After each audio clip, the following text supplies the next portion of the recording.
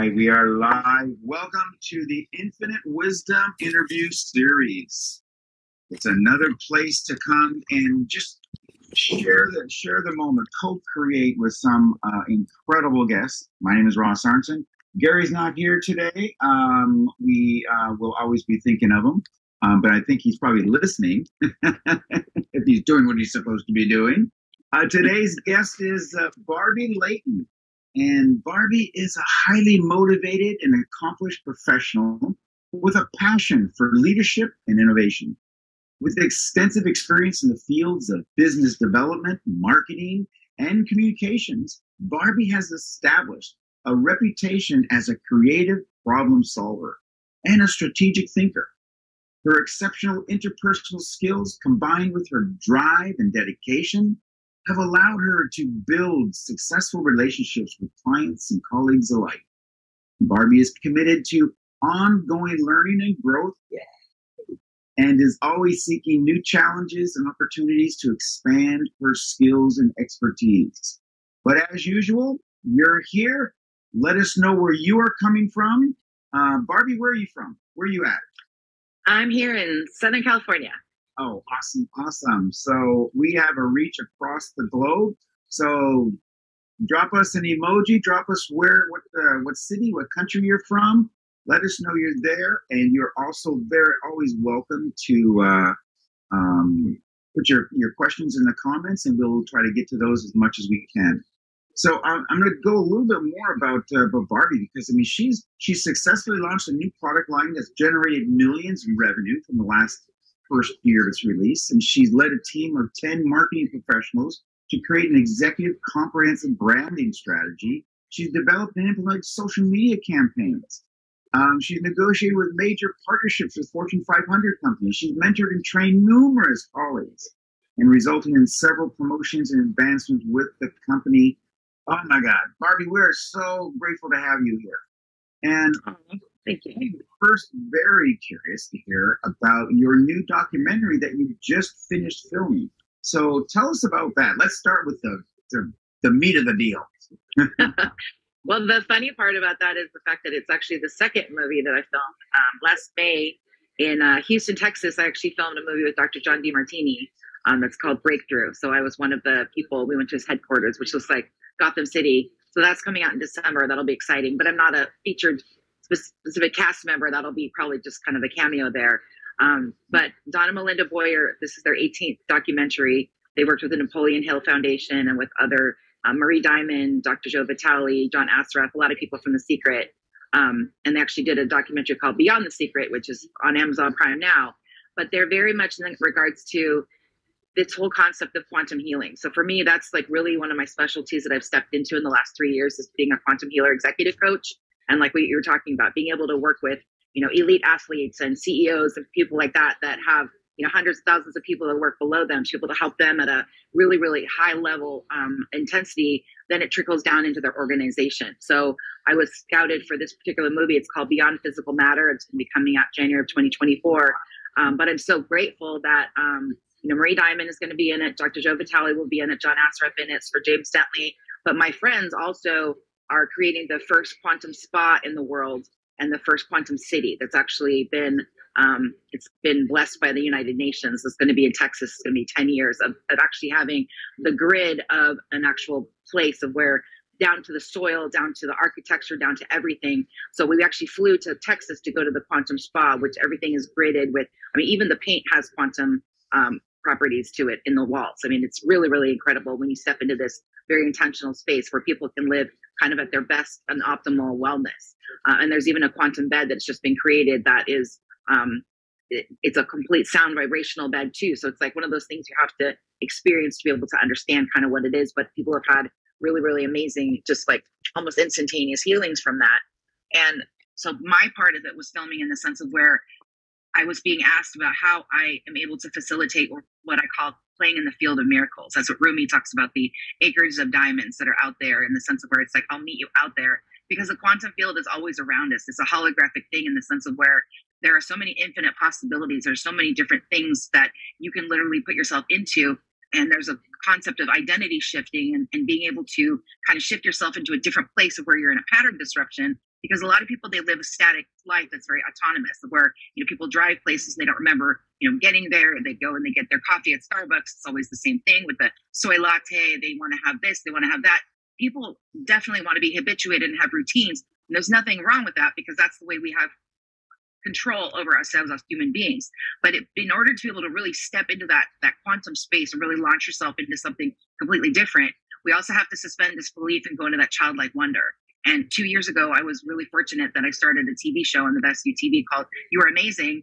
And I had mentors through Mind Valley that were, billionaires and people who were doing amazing things. So my first person that I interviewed was Naveen Jain, who, works with SpaceX with Elon Musk and has created Biome because his father died of cancer. And having intimate fireside chats, I know you can relate to that as an interview. It's like having intimate fireside chats where you bring out a different aspect of the person that if they go onto YouTube, it's not exactly the same thing. And that's a really, really important thing. So having the opportunity to now have my friends who are doing functional mushroom coffee companies, people that are doing they're doing structured water for the world. They're doing huts that people can come to after they've been extracted from human trafficking. There's so many things of where when you get together with an altruistic group of people who all want to be able to take their abundance to be able to help facilitate change in a positive way, to me, I'm all about that. To me, everything that I can do and being able to bring that to the people as well, because my life has not been easy. So anybody that looks at people and says, oh, that person's an overnight success, my life has been riddled with a lot of challenges. But by the same token, being a person that really looks at those pattern disruptors, you can then step into the next version of yourself, because you have so many different versions of yourself that are within you. I mean, people who are actors, they pull that out of themselves of being able to be all sorts of different characters. There's so many different aspects of the human being and the human consciousness. And the more you can play with that, the universe loves that when you play with it. That's literally how you manifest. So that's something of where, I feel it's just so blessed. And then I just actually got invited to be in a third movie as well. I don't know if I'm going to take them up on that too, because I have a lot of other projects that are coming on. And after a while, you get kind of saturated in different things. But I think people right now are really craving authenticity. They're craving true connection, but they're also craving things that are positive in the sense of where, okay, so my life sucks at this moment. What can I do about it, rather than just basically having to embrace the suck? So that's a place of where, to me, I really enjoy the space of creativity. So like, for example, like this is not my own hair. I like to play with fashion. I like to play with lashes, with makeup, with different things like that. By approaching every day that I can adorn the body, I can adorn the physical body to be able to present myself a different way every single day. It's like having an artist's palette at your disposal every single day. And so playing with color and playing with different things like that, you can really, really mix things up to the point of where your brain also, a lot of the things that you think about in regards to going into future visioning, your brain doesn't know the difference between the things that are actually happening and the things that are in your imagination. And your imagination is literally the most powerful tool that you have at your disposal. But yet for a lot of people, I think in the last 10 or so years, with all the technology that's coming out, we've got Chat GPT now, we've got all the AI options and things like that too, where a lot of people are having conversations about that. It's really, really important that we still allow the brain and the imagination to be the number one paramount thing. And all the other technological things can be tools to be able to assist us with being able to facilitate a 21st century life. But really, really, the imagination is it's like a muscle. Same thing with your intuition, really, really tuning in. And one of the things I really, really focus on with clients is what the sacred yes feels like and what the sacred no feels like. Because the last 3 years, I've said yes to everything that felt right, everything that resonated. But the things that were absolutely no, I stayed away from those as well. But a lot of people are not tuned into what that is. So just for your audience at the moment, it's like, I want your audience just to think about for a moment. When you think about yes, like, yes, I'm going to do this. Absolutely. Where does that reside in your body? So like for you, Ross, where does that reside in your body if you think about a yes? But it has to come with an emotion. So it's literally like, yes, where is that? For me, my yes is here. It's here in my heart center. So where do you find it for you? And it's different for everybody. That's what you're expressing, that it's a different spot for everyone. It can be your heart, it can be your throat, it can be your head, it can be in your pelvic mass. It can virtually be anywhere. Just like stress can be, stress itself can be captured anywhere in your body. Absolutely. So for you personally, if you tune into that, like asking where that is, and then once you get to the point of where you know where that yes resides, and then you're asking big questions. Sometimes they're small ones. It's always good to start up with small little things like, should I go to the store right now? What is it that I want to eat? What is my choice for this? And you start small little things. But then you also focus on where is that no. And so like you see like no, you're absolutely no. I mean, that's the most favorite word of a 2-year-old. Once they figure out their no, they can say, you know, no, I don't want to say yes to anything. Because before that, their lives are controlled for 2 years. But then, you know, the terrible twos come along and it's like, no, I don't want the beans. No, I don't want vegetables. No, I don't want that. And that's where they start to feel like they have some power. So to me, my no resides in the belly, that instinct, the place where if it's a no, I literally am not going to go further with anything that is there. But being open to that, I think that the world is kind of like with so many scams and fraudulent things and phishing and all these different kinds of things. I think a lot of people are in fear in the sense of where they're always kind of thinking that they're going to be, you know, duped or something bad's going to happen in that sense. I mean, almost everybody has had a call like, you know, hey, somebody's got your credit card number or whatever, that kind of stuff too. And, you know, those are bummers. But ultimately, I think that the human being, technically, because I have a master's in spiritual psychology, so the human being is technically wired for negativity. We were always looking for the saber-toothed tiger or the thing that was going to come and eat us back in the, you know, in the ancient times. But ultimately, reshifting yourself into an abundance mindset and reshifting yourself into a positive mindset is something that takes training. And so one of the things I really, really focus on with people too is that every hour on the hour, re-choosing your frequency. And so if you're kind of lulling in a little bit in that sense, you're like, okay, no, but connecting yourself to your own source energy. So for me, I connect up, I connect down, and then I connect around. Because people who manifest at high levels, they're expanded. Those are the people that walk into a room and you can feel their presence. They're like a ball of sunshine. And the people that are contracted and you've got your AirPods in and your hoodie on and your hat and your sunglasses and you're hunkered down and you're kind of like really, really contracted. For a lot of people going out in public, that's very difficult because to them, it's like they're so contracted and everything is very dark. But then when you open yourself up and you start to look around, enjoying the scenery, looking at the things that are around you, the smiles on people's faces, et cetera, et cetera. When you start to interact with your environment, things really, really do start to change because you are completely immersed in your environment as opposed to literally pushing yourself away from, you know, oh, I don't want to be seen. I'm just going to like basically shrink down to nothing. Exactly. I mean, we have a process with that we call the infinity process, and that is where what we've done is create a way that to allow your surrounding environment, no matter where you're at, to actually empower you. Yes. And each step in this process, the very first part of it brings you to a very centered place, no matter where you're at, no matter what you're doing. And because I want to get back to when you were talking about how we have, you know, we all have we get these feelings and we have your yes and your no and such like that. Because I mean, that we're all aware of that, I think, to a certain degree, because we all have that, I got a feeling this isn't good, or my gut tells me this, and such. It's in our terminology already, which means that it's already been in existence. But you're absolutely right, where modern society now has just kind of tempered that down so much that we're not even sure about it, and we definitely don't have any confidence in it. And so what are some of the techniques that you do to hone that skill? So I think that ultimately what my goal is always is for people to live intentional lives. So a lot of things have to be mock-ups. So for example, you know, if you want to be a millionaire, or you want to be able to increase your abundance with monetary and things like that too, you need to mock it up as to what it feels like. So my second interview that I did was with Ken Honda, the Zen millionaire, who talks about happy money. And happy money in the sense of where it's like really, really being grateful for the things that you have, really being in that space of like, so what I started doing is I would, like, every time I pay a bill, I bless the electric company. I bless the water company. I bless my HOA for, you know, like taking care of the grounds. I send gratitude back to those unseen people. Like during the pandemic, I don't know who was keeping on my internet. I don't know who was making sure that I had water coming out of my faucet. I didn't know who was making sure that I had everything. You know what I'm saying? It's like, those are all faceless, nameless people that we just take for granted. And there was a really cool short story in the 1960s from Ray Bradbury, the science fiction author, called There Will Come Soft Rains. And it was about an automatic house that literally like lit the cigar and made the toast and did all these things, but there was a nuclear holocaust. There weren't any humans any longer. The whole entire like machines are basically just taken over. They just kept doing their autonomous things. And it's like, for what? But I like to bless, like, for example, you know, when we were getting groceries delivered, it's like the Native Americans talk about the fact that there are 300 hands that take from the soil to your table the food that you eat. So therefore, it's the people that they planted it. They did the fertilizer for it. They picked it. They had a truck driver that brought it. You know, all those people until finally it came to the grocery store, and then from there it came to your home.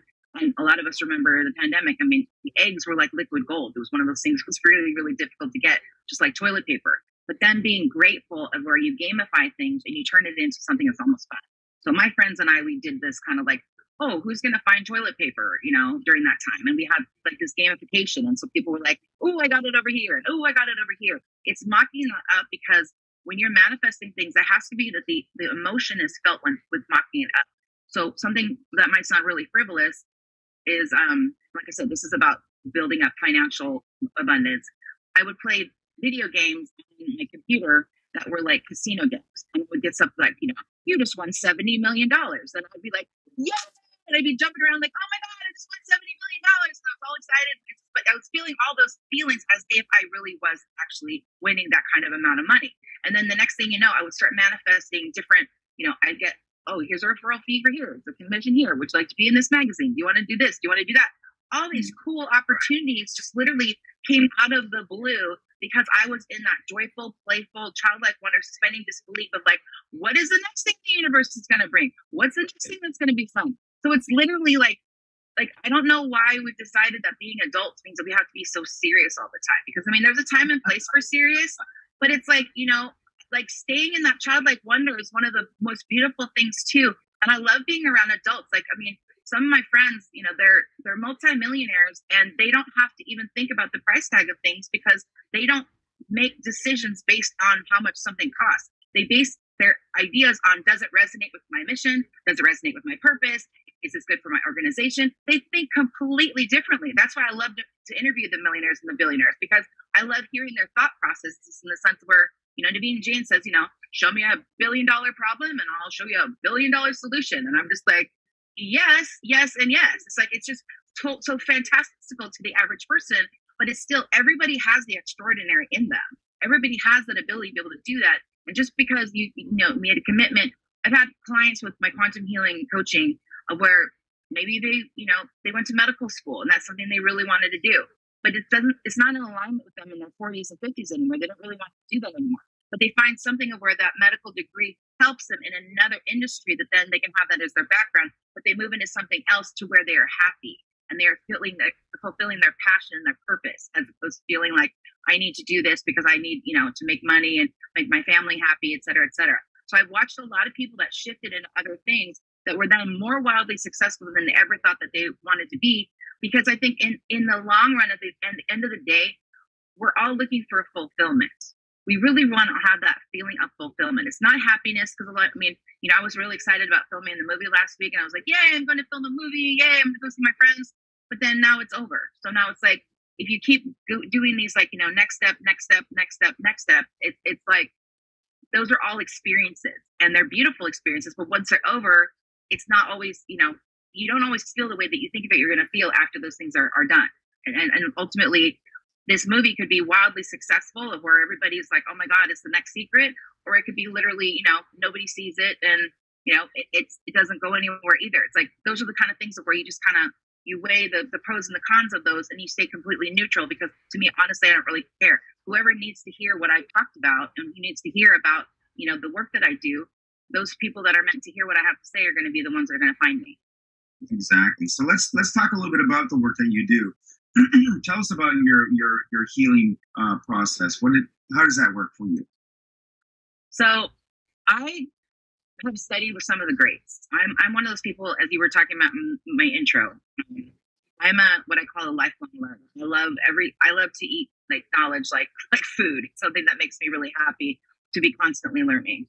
And so I studied with a lot of the greats. I was really fortunate that in 2020, when the pandemic happened, you know, Vishen Lakhiani from Mind Valley decided to do something like called premium coaching. It was literally less than 30 of us that I call the wild, wild west of Mind Valley, because we were just kind of figuring it out together. So every month we'd be on call with him. We'd just be trying to figure out what we were going to be doing, how the pandemic was going to work. I was on live with him multiple times. That's how I met Naveen as a mentor with his Moonshots program and his Power Boldness. So I just started really, I was in a class with some other people around the world, and I really just threw myself into it. I've always been gifted, but I never knew how to channel it properly. I never knew how to get it to where I wanted to like move it. I don't know if that makes any sense, but it was still something of where it's like having like just like a Tesla coil, which is like, just all this electricity around you, but no ability of where to be able to capture it and put it into a plug. So I learned different modalities from a lot of different teachers. And from there, I just started focusing on my own internal guidance as to how to be able to do that. So what I do is I create a quantum portal, which in martial arts, is considered a chi ball. It's something that people have been using for thousands and thousands of years. It can be used for good. It can be used also to harm people as well, because it can be very powerful. But I manipulate energy of where I create a portal with myself and my client. I ask their higher self whether or not I have permission. I cannot work on anybody that is not present and does not give permission. So it's like I can't have somebody say like, oh, can you work on my husband, or can you work on my brother? That is to me a violation of universal law, and I have to have the permission of the person. But what's really cool is that I'm friends with the director of the Monroe Institute, and they have this really cool program called the biofield. So what I do is I have my clients take a photograph, and it's a biofield imaging, literally, and they're standing in their underwear with bright lights, and then it's almost like an X-ray. So I can see all of the energetic places of disharmony in the body. And I had an ex-NFL athlete who had left working with the pros because of a neck injury, and so he sent me pictures in the front and back of the spots on his body that I knew that I was going to work on. Prior to that, for the last 2 years of working that, I would do it intuitively, or I do the session first, and then I would look at the biofield imaging. But now I'm like, why? I know that those are spot on, where I can actually pick those out myself. But it was still training myself to make sure that I was highly accurate.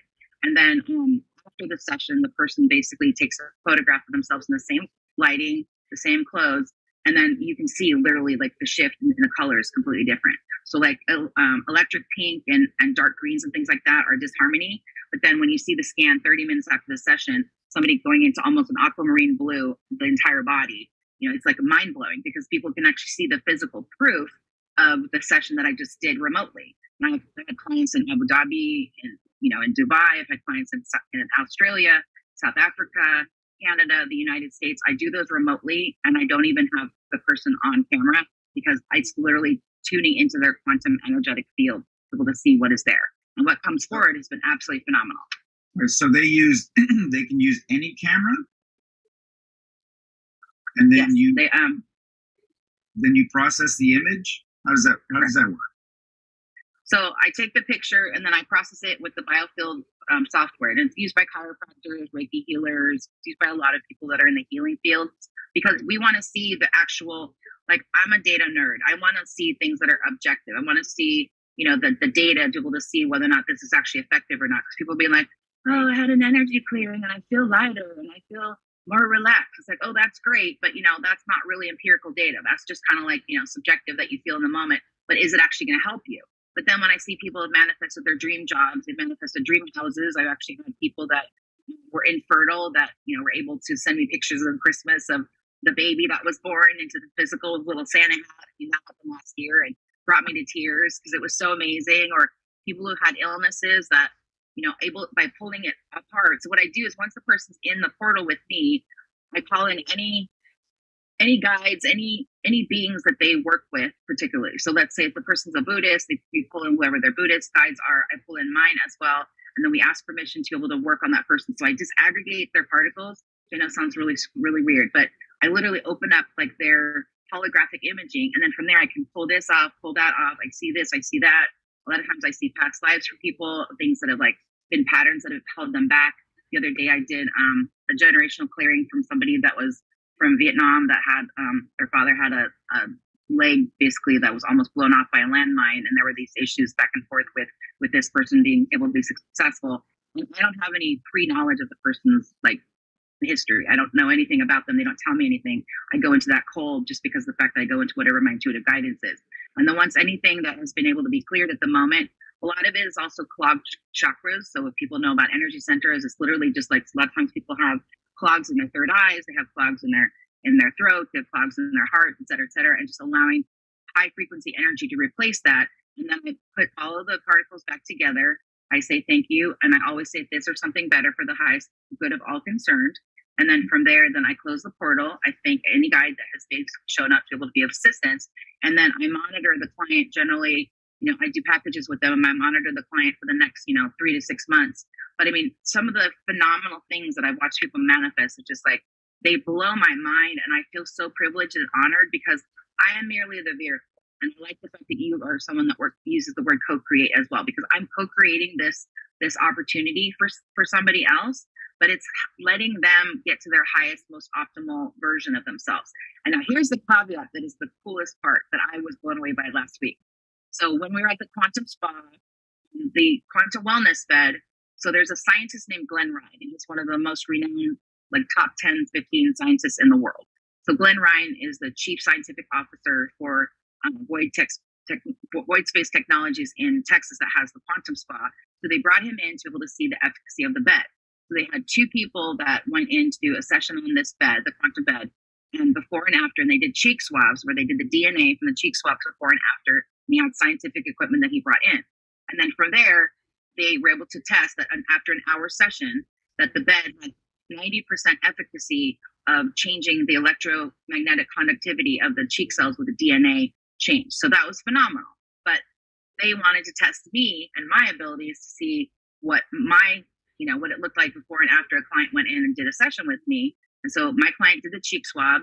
We went in and did a session. I was like, I don't even care if this comes up high or low. I'm not, I'm just going to literally do exactly what I'm intuitively guided to do. But then when I was finished with the session, he went back and did the cheek swab again. And I did another session for somebody.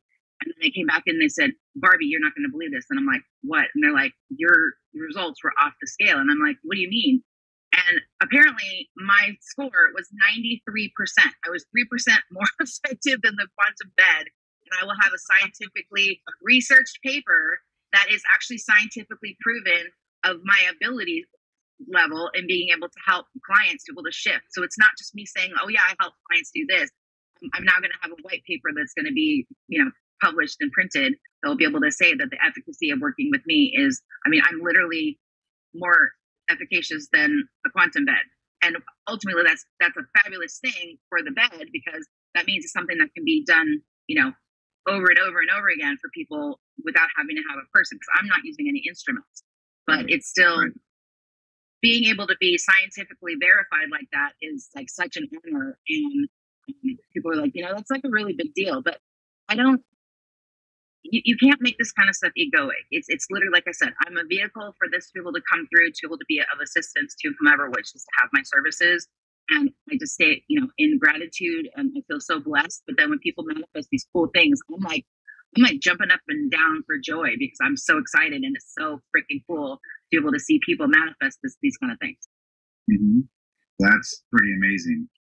So when the clients that you have, so give us some examples of what they're coming to you for. So in other words, they're saying, I want to hire your services because this is, can it be illnesses, mental conditions, relatively across the board? You can help them with virtually anything. It depends. I tend to also want to have highly motivated clients that wish to be able to. What's happening is that I'm the vehicle that pulls this energy through, but then they're the ones that replicate it without me. I'm not trying to have a therapy practice of where the person comes to me once a week, every day, every week for 20 years. I want it to be the less sessions that I have where they get what they want, the better. So to me, it's like, I won't work with anybody more than 12 months, no matter what. Normally 3 months is about like the maximum of what they need. But it's literally taking people that are already, if you're in the NFL or you're a CEO or you're the top of your game in a certain place, but you've hit a plateau, or you have a new, like a career change, or you have something that's happening within the constructs of your business structure. It's taking that person to the next level, because a lot of times what happens is that amazing opportunities will come forward, but they can't emotionally or feel it. They can't feel it. They're terrified that, oh my God, what if I do this and then my whole business blows up? Or what if I do this, etc. So it's anchoring in that feeling. So for example, I had a client who was ex-NFL, and he had gotten an opportunity to be in what's going to be one of the world's biggest reality shows that's going to be on Netflix coming up this year. But he needed to feel it. It was scary. It was so terrifying. Like, is this something that I need to do? Like, is this going to happen for me? I don't want it. Because a lot of people, they're so disconnected from their dreams and their desires, especially after the age of 40, because they don't want to dream for things that they feel like they're going to be disappointed by. They're afraid to be able to, like, reach for that next relationship or the next level or whatever it is, or they see a different pathway for their business structure, and they are afraid that the other people that are part of it aren't going to want to come along. And so from there, I assist them to be able to step into anchoring that feeling. Does it feel that sacred? Yes. Does it feel like you can really, really get into it? And then once they give themselves permission to allow themselves to step into that dream, and they mock it up as if, when they've now resonated with that and they're in alignment with that dream and they're in congruency with it, oh my God, it's like things just like click, click, click, click, click, click, click. It is amazing to watch. But in the space of my doing intuitive guidance, I'm very much tough love. I say whatever comes forward. It's necessary to be very, very blunt. And the person needs to be ready and willing to really hear whatever it is that's there that's blocking that. Because obviously, if they were able to get rid of it before, they wouldn't need to come to me. So I've had people that are in Poland, California, all over the world that literally my face will appear in their dream state. And they're like, I mean, it's almost like Princess Leia in the C-3PO droid, back to Star Wars, where she's like, help me, Obi-Wan Kenobi, you're my only hope. And then they call me up and they say, this person has this, can you do a session for them? And then within 24 hours, that person's issue was resolved. They were back to normal, and everything's good. So I'm not for everyone. And I consider what I do medicine in a lot of ways. So even though I'm not a doctor, I still think of quantum medicine. So therefore, It's like, I'm not for everyone. But the people that need to be with me, like I do have social media campaigns and stuff like that, but I only joined Instagram a couple months ago because my reputation was built globally by word of mouth.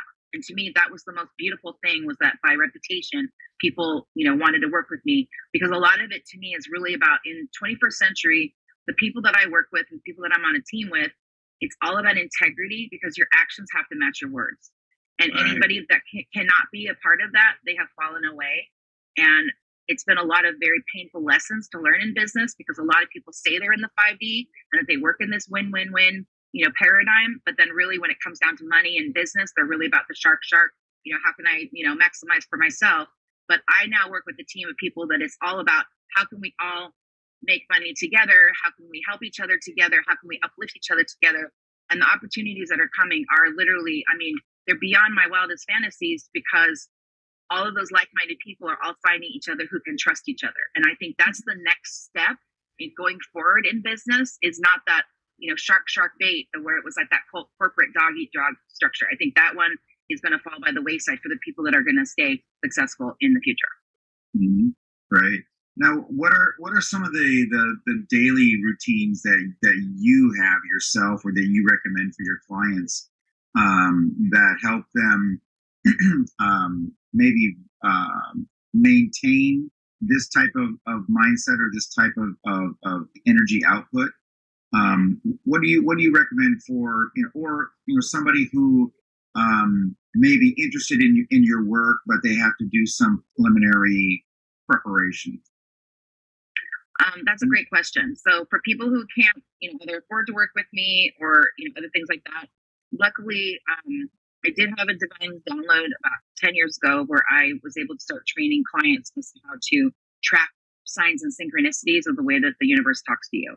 And it got to the point where it was like just beyond ridiculous, because you would have billboards and stickers and shirts or different things where you would see a certain word that would then, you would just dictate it throughout the day. Like, okay, I see this, I see that, recurring numbers like 111, 333, etc. So I just came up with a course called The Science of Signs, which I beta tested last year and people loved it. That is going to come out in the next couple of weeks. That is specifically, 5 video modules that I don't have to be there personally to be able to do that. But then in the meantime, before any of that, I am very much about the solfeggio frequencies. So the solfeggio frequencies are something that anyone on your audience listening right now go onto YouTube and they look up 528 hertz. And 528 hertz on the solfeggio frequency is the DNA, love, and creativity tone. And there are tons of them on YouTube that are absolutely free. I recommend that before people work with me, they listen to the hue or they sing it for 30 days before. So my own personal thing that I do is I invoke the hue. I ask the hue to be able to be in my space. and I tone it, because your body is a frequency thing. When you sing and things like that, you tone it into your body and you imprint that into it. So I sing you. You don't need to do it more than 20 minutes, but generally that's how I open up a lot of my portals with people. I open up the hue and I ask for that to be there, because according to what I've learned over 30 years of research, the hue resides of where the heaven and the earth, basically, they're all simultaneously in the same place. So it's like the different soul planes, if you will, but then also the physical as well. So it's the one that toggles between the two. But by putting that in, that is the tone of miracles, in my opinion. It's something of where you cannot manifest lower than 500 hertz.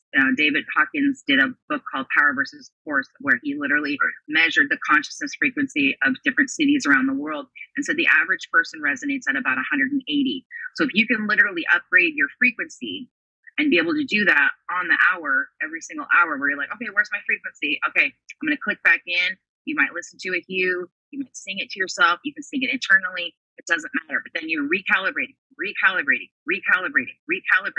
Because a lot of times when you get sad emotions or other things like that, we have the monkey mind, and in a lot of ways wants to like sit there and like mope over problems. Sometimes, I know that Carolyn Elliott wrote a really interesting book called Existential Kink, which was about the idea that a lot of people, they almost like they want to wallow in their misery as opposed to going and taking actions to do something different. And that's a really kind of crazy concept. But when you think about it, it's like, that heartbreak and the longing for somebody, all those different kinds of things too. It's like, we really don't want to think about those kind of things too, but, and a lot of them are chemical, but it's still in the sense of where if you have something, again, what we talked about at the beginning of this interview, pattern disruptor.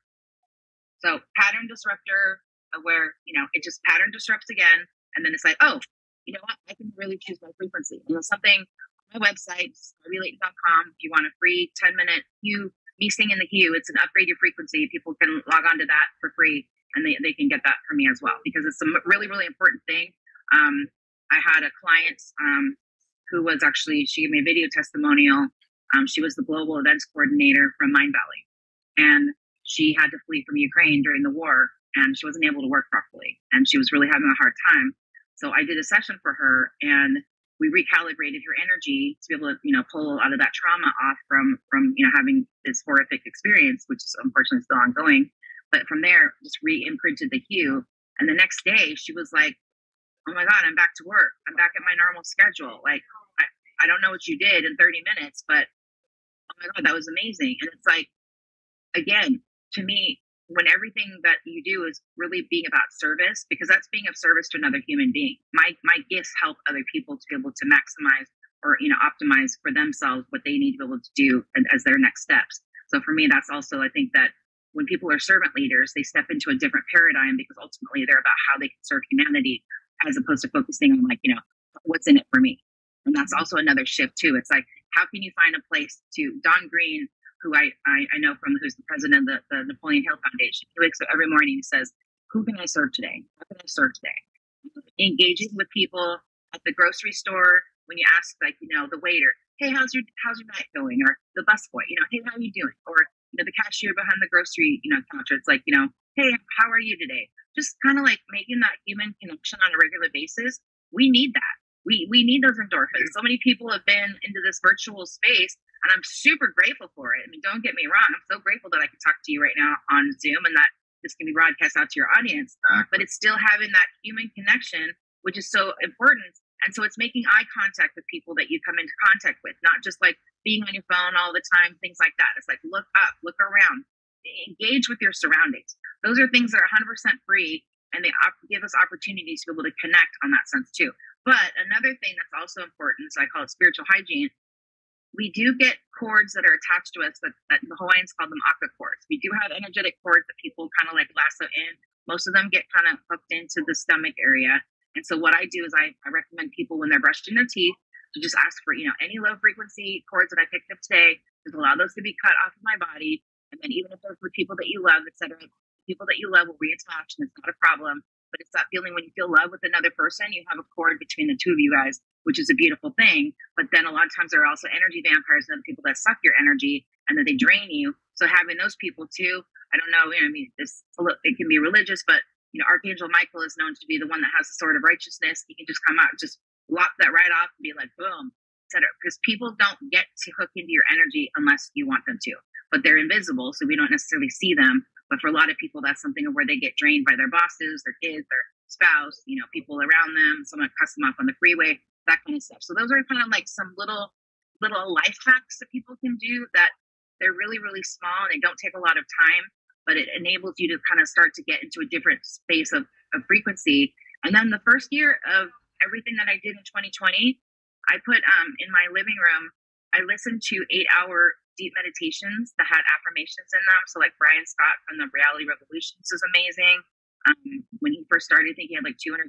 Now he has like over 400,000 subscribers. There's a lady in Australia that does beautiful ones, has nice music in the background where it just says, I'm abundant, I'm worthy. It's just programming that into your subconscious, the positive things too, where you're not having to really take extra time to do that. But I know some people call that kind of stuff brainwashing, but it's like you can brainwash yourself for the stuff that you want to brainwash it to. You can change the channel on the TV, or you can change the channel on the dial on the radio. You get to pick what frequency that you want to be able to resonate. And that's the one that for me, I would prefer to be in a positive one whenever possible.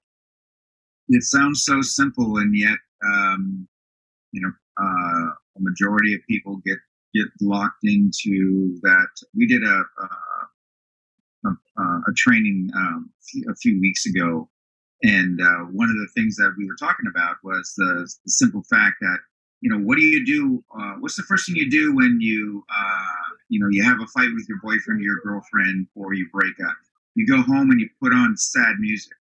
We tend to amplify those low energy, those low vibration feelings, but we don't do that nearly as much in the opposite direction.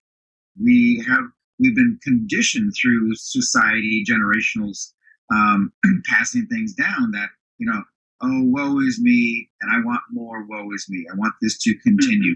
And you can look at where it is with some cultures where you have, 30 days of mourning. You have to mourn for 30 days. And that's going to set in a huge habit.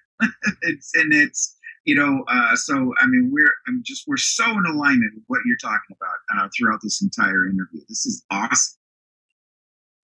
Thank you. Well, it's also even like you have to acknowledge when things go wrong, and you have to acknowledge when things are not. Like I said, part of that, embracing the suck, but it's still, you give yourself a certain amount of time. And you're like, okay, you get to have a pity party for this amount of time, and then after that, you need to get over it and move on to something else. Exactly. So even like with my friends, when we talk on the phone, it's like, okay, so you just told me exactly what the problem was. I get it. I can tell you what my problem is too. But now let's move on to like, what's the good thing that happened today? I remember, I think it was Gene Simmons from KISS. He did a reality show with his family. He talked about the fact that when his kids came home from school, at dinner time, they had a rose and a thorn conversation. So what was the rose for today? That was the beautiful thing that happened. And what was the thorn that happened today that really sucked? And so it was a really great bonding opportunity for the family to talk about, like, well, this was good and this was not so good. And you will kind of like, have a dialogue around that. And I think that I don't believe in toxic positivity, and I don't believe in spiritual bypass. I'm really, really, that's why I'm saying in my sessions, I'm very blunt. I will say whatever needs to be said to be able to help the person that I'm working with to get to the next place. But it's still this whole, like, love and light, love you mean it, and all that kind of stuff when you really just don't. Like, to me, I don't like that. It has to be authentic. It has to be genuine. It can't be this fake stuff. Because when you then see this person who says love and light, oh, I'm all about impeccable integrity, and then they just short somebody out of something, or they cheat somebody out of this, or they don't, they go, and it's the kind of stuff where, to me, it's like, I like, my business partner, she says, show me better than you can tell me. Like, talk, that's great. But ultimately it's those actions that really, really do speak volumes. And it's like, I still tell people, slow and steady wins the race. Slow and steady wins the race. It's not trying to get the quick buck. It's trying to have the relationship over time with people that they know that they can relax around you. And I had a really beautiful, one of my friend's colleagues last week, he said, and I'd never met him before, but I'm going to help him a little bit with, he's very into wanting to learn about quantum healing. And he just said, Barbie, he's like, I love your confidence and your presence, but when you walk into a room, you fill the room up with love. And I thought, that is such a beautiful reflection for someone to say, that when they're in your presence, that they feel they can be themselves, they can feel that they can be comfortable, etc. And I appreciate that, because Sure. I've had a lot of That's the places in ultimate my life. Oh, absolutely. And there's been a lot of places where I'm one of those people that people either kind of like really, really like me, or they really, really don't. And I've had a lot of really, really don't throughout my life, which has definitely been preparation for now what's coming in this phase of my life. Because like June 17th, you know, I'm in an international best-selling book with, you know, Anya Halama, that you and me both know, from Expansion Alchemy. And we were on 4 New York Times billboards last year in July, which was just like mind-blowing to stand under a 48-foot image of yourself. And we have this amazing celebrity red carpet event that's coming up in June with She Talks, where we're going to be doing, you know, on-stage things too. We have a lot of really cool people that are coming, but it's like, it's being around other epic people that are doing epic things too, but it's all for the upliftment of other people. And that's the part about where, for me, I just feel grateful to be in this space. And, you know, in 2021 and 2022, I was nominated for the Tony Hsieh Award for the former CEO of Zappos that passed away, for just integrity and innovation in business. And those are the kind of things of where it's like being recognized in those spaces feels really, really good, because it's really, that tells me that what I'm broadcasting out to the world is being received in the way that I'm broadcasting it. And when those are congruent and they align together, there's literally nothing more magical. That's fantastic. So tell us a little bit about this book that you got coming out. So it's called Women Gone Wild, The Ultimate Guide to Feminine Fearless Living. And WILD stands for Wealth, Intuition, Leadership, and Diversity. And our book godmother is Diana Wentworth. She's the godmother of Chicken Soup for the Soul. She came up with that. She had Louise Hay and Mark Victor Hansen and Jack Canfield all sitting around together at 6 a.m. at a coffee shop in La Jolla in the 1980s. So they all birthed their books there, which is super amazing, because those have gone on to sell, I think, 500 million copies. So Rhonda Swan teamed up with, from the Unstoppable Branding Agency, teamed up with Diana Wentworth. And I said, you know, those would be really cool. That Chicken Soup for the Soul was basically like your next door neighbor talking about their story, which is cool. But we want to take epic women that are doing amazing things in the world. We want to share that. So it's like kind of elevating the concept of making Women Gone Wild. Of like, it's a very, some of the women are like publishing magnates, or, you know, they have their own publishing companies. Other women are, you know, celebrities. One of them is Olympic skier. Another one is, there's just so many epic women that are doing really cool stuff. And so I got invited to be in the second edition of that, which was the Wealth edition. And what I was really talking about was that wealth is in a lot of ways the way that you see it. I grew up in Malibu, and my mom was like the amazing magician in being able to stretch dollars, because we weren't wealthy in Malibu. We lived there. And ultimately we'd go to all these garage sales in the 70s and the 80s with all these celebrities in their mansions, and they would just put out, I wear a size 10 shoe, and there's a lady with this giant mansion, and every year she would just get rid of all of her shoes that she didn't like anymore. She'd wear like twice. Some of them are $300, $400, $500, and she'd put them in a bag. There'd be 20 pairs of shoes for $20. 20 pairs of shoes for $20. And so, I have designer stuff. I have world-class art. I have all sorts of really cool stuff from a lot of those garage sales, because you got it for a mere pittance. But understanding that, and then going to garage sales and secondhand stores and thrift stores and things like that, you have a different concept of it, because it gamifies it, because you know that what you just got was something that if you went into the store and you bought it, it was $500, but you bought it at, you know, Salvation Army or, you know, TikTokers. And I remember I found one of the original Louis Vuitton bags that, like, the handles on it, but it had a broken zipper on it. So I guess one of the socialites in Newport Beach didn't want it anymore. It was $2. So my mom got, you know, a zipper put on it for $10. So for $12, she has like $3,000 bag. And it's the kind of stuff of where it's like, it just makes it fun, because there's nothing wrong with being able to buy retail. You know, when I flew out to film my movie, I realized that I'd left my sunglasses in my car. And I said, you know what? I'm going to splurge on something for myself. And I was like, where can I get sunglasses? I turn around.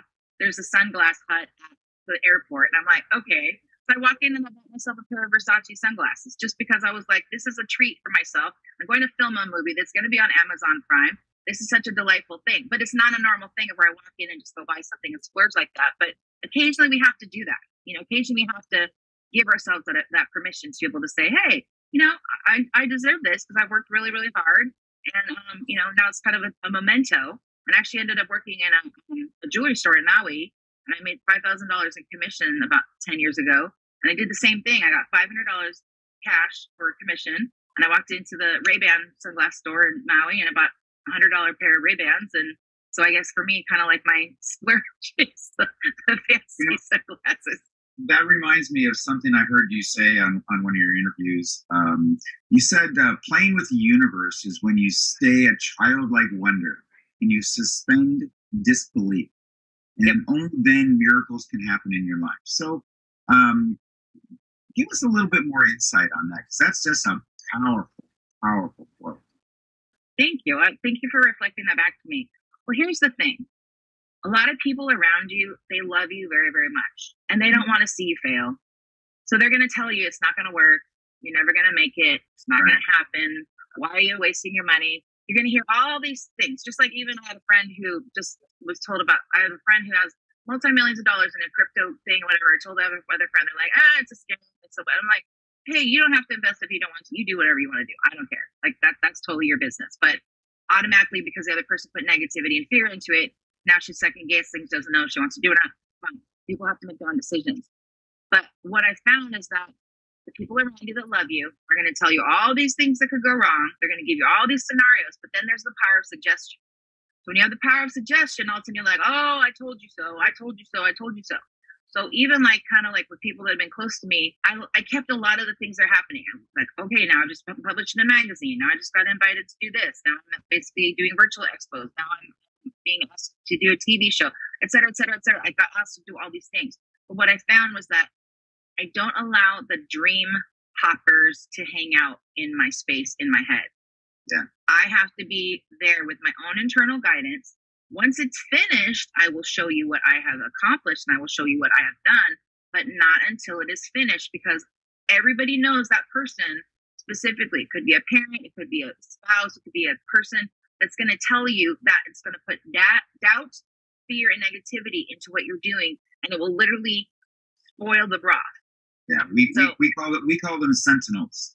They're sentinels. They're guarding the gates, but they're not guarding it for the right reason. No, and it's even like in the media spaces too. I mean, I don't know about you. I mean, this might be a kind of a common joke, but it's like, I found that a lot of the gatekeepers of important people that had already met before, like they don't think that you're important enough to talk to the person that they think they're protecting this person from you because you're just merely a peon. But it's like, I already interacted with this person. I'm already hung out with this person at a party. They told me to contact them, and now I'm contacting them. And you're telling me that I'm not good enough to like talk to them. And I'm like, but a lot of times it's like that puffery, like, oh, I'm powerful. I'm the gatekeeper. I get to decide whether or not this famous person gets to talk to you or not. It's like, whatever. It's just like so stupid. I mean, to me, it's just like just being that is ridiculous. But yeah, Sentinel Dream Popper. So, I remember I had in 2022, I was in USA Today, a top 10 conscious female leaders to watch in 2022. So I was really proud to have made that list. I was really, happy about that. But then I had people around me that were like, oh, we don't know what Mind Valley is. We don't know what this stuff is. When I tell my friends about it, they don't know what this is. This personal growth and development, it's very small industry, blah, blah, blah. And I'm like, that's fine. That's okay. But then when I said, oh, I just want to show you what I just, got published. And then I put on my phone and it's USA Today. Also, people are like, what? That's USA Today. I'm like, yeah. Oh, okay. And then, but see, again, it's like, I'm not attached to their opinion of what I'm doing.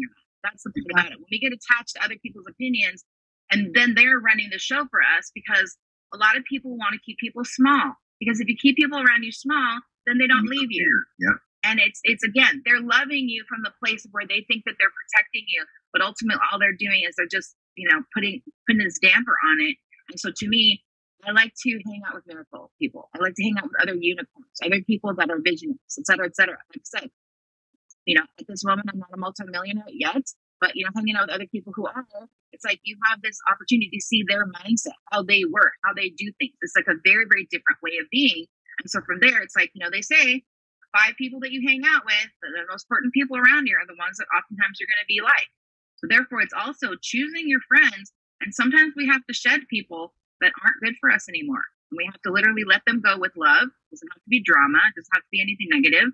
But what I found is that a lot of times the universe rearranges things to the point where people who are not on the alignment with you or on the path with you, they just fall away because they're not the right person. But you don't have to burn any bridges. You don't have to say anything negative to anybody. You don't have to be rude or mean or anything like that. You just keep doing you. Slow and steady wins the race.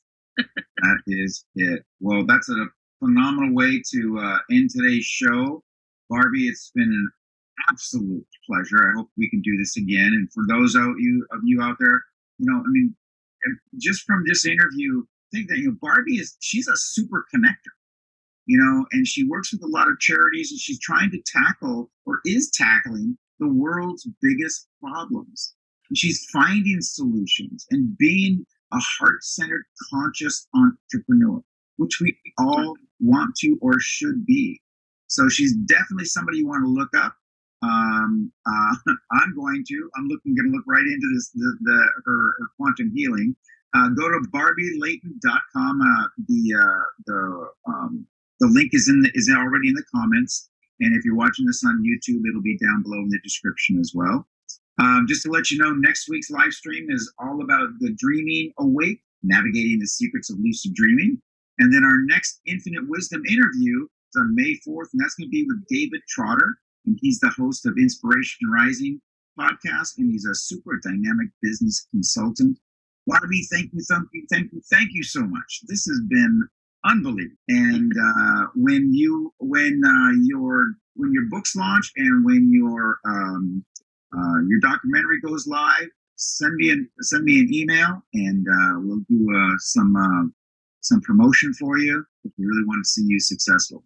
Thank you so much. Yeah, it's been a blast, and it's so much fun too to share with people too, in the sense where I hope that people took away some nuggets and things where they can go to be able to just do some little basic hacks to be able to improve their lives too. Because the more that we share these type of things too, the more that we make people smile and make the world just a little bit of a better place. You are absolutely spot on. Thank you so very much, and good luck with everything you're working on. And don't forget to check back in. All right. Thank you. Bye-bye.